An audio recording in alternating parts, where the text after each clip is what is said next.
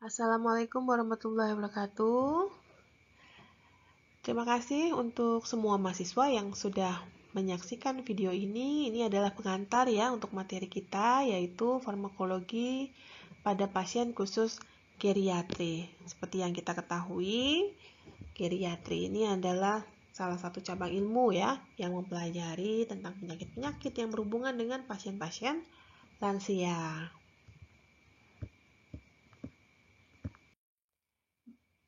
Baiklah, kita mulai untuk sesi pembelajaran kali ini. Kita belajar dulu apa itu yang disebut dengan lanjut usia atau usia lanjut.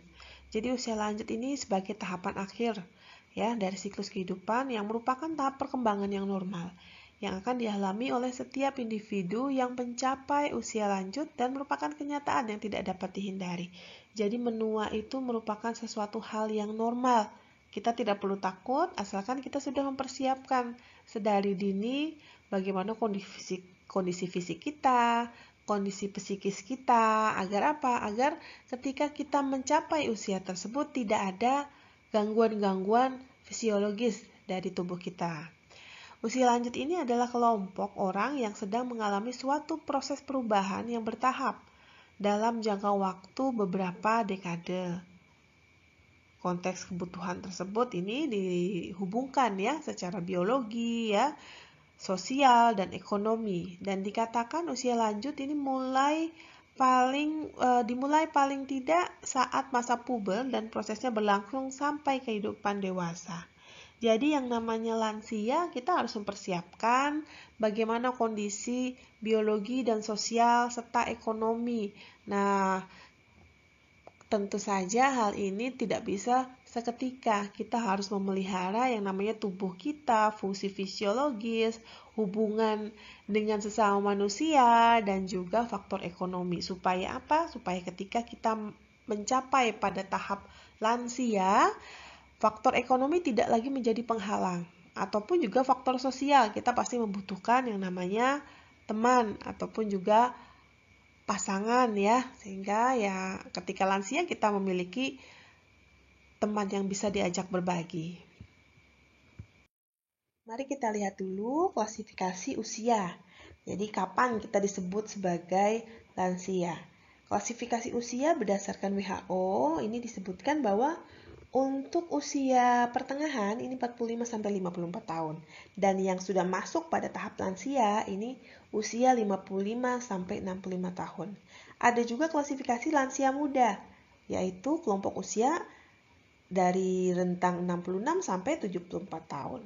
Dan untuk lansia tua ini usianya 75 sampai 90 tahun. Yang lebih dari 90 tahun diklasifikasikan sebagai lansia sangat tua. Ada juga klasifikasi berdasarkan Depkes ya. Depkes ini ada masa balita, kanak-kanak, remaja, dewasa, dan juga lansia. Kalau kita lihat masa lansia, ini masa lansia awal ini adalah usia 46 sampai 55 tahun. Sedangkan lansia akhir itu 56 sampai 65 tahun dan masa manulanya ini 65 tahun. Jadi kalau sudah masuk pada usia 46 berdasarkan klasifikasi Depkes, ini sudah dikatakan sebagai lansia awal. Kapan sih sebenarnya kita dikatakan sebagai lansia? Walaupun memang tadi kalau melihat dari definisinya, lansia itu sudah dikategorikan berdasarkan usianya ya. Jadi kalau sudah masuk 46 tahun, maka kita otomatis akan disebut sebagai penggolongan lansia.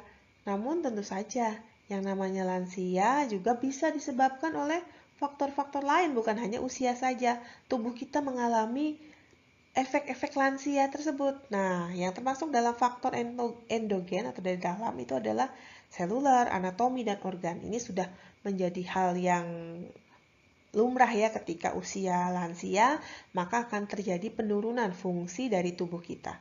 Ada juga yang termasuk dalam faktor eksogen. Di sini ada gaya hidup dan juga lingkungan. Ini yang perlu kita garis bawahi, di mana gaya hidup kita saat ini ketika masih muda itu akan berpengaruh terhadap kondisi fisik ketika kita masuk pada tahapan lansia. Sehingga ketika kita muda, kita tidak boleh sembarangan mengkonsumsi makanan yang tidak sehat, ataupun juga ketika masih muda kita tidak pernah melakukan olahraga, sehingga tubuh kita ketika lansia ya akan mudah sakit-sakitan ya, ataupun juga malah memiliki penyakit-penyakit lain dengan komplikasi. Lingkungan ini juga berpengaruh terhadap proses penuaan. Jadi tua itu bukan hanya sekedar usia, tapi tubuh kita apakah ikut menua atau tidak. Tubuh kita ini tentu saja fungsi dari fisiologis kita ya. Lingkungan ini juga berpengaruh, di mana kalau kita berada di lingkungan yang sehat, jarang polusi ya, itu juga akan berpengaruh bagaimana menjaga tubuh kita supaya tetap dalam kondisi yang sehat. Sebelum kita masuk pada materi farmakokinetik dan farmakologi pada pasien geriatri ya, maka ini Bu Yanti mau kalian mencari dulu apa sih perbedaan antara anak-anak, dewasa, dan lansia. Yang pertama, jika dilihat dari ciri fisiknya. Jadi ciri fisik antara anak-anak, dewasa, dan lansia itu seperti apa. Kemudian bagaimana kalau dilihat dari farmakoterapinya? Apa sih sebenarnya yang berbeda secara farmakoterapi? Dan bagaimana jika dilihat dari farmakologinya? Silakan nanti masing-masing mahasiswa menuliskan jawabannya langsung saja di Edling ya. Kemudian jangan lupa berikan identitas ya.